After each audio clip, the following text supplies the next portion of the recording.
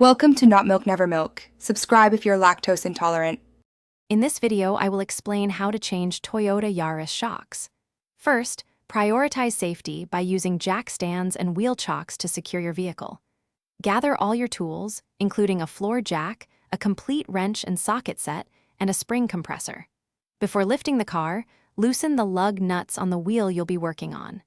This preparation ensures a smooth and safe shock replacement process. Once the car is safely elevated, remove the wheel entirely.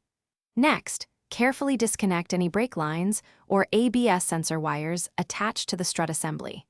Using your wrench, unbolt the 2 lower strut mounting bolts and the 3 nuts at the top of the strut tower.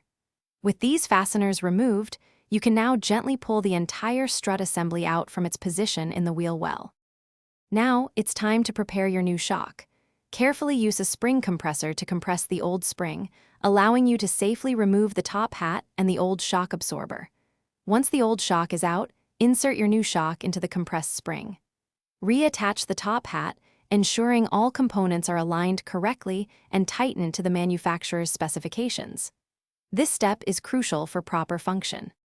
With the new strut assembled, carefully guide it back into the wheel well.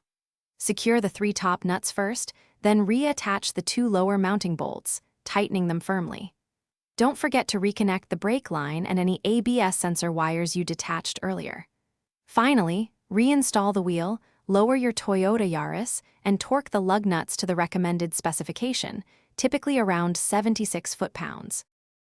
Thanks for watching. If this was helpful, leave a like and consider subscribing. See you next time.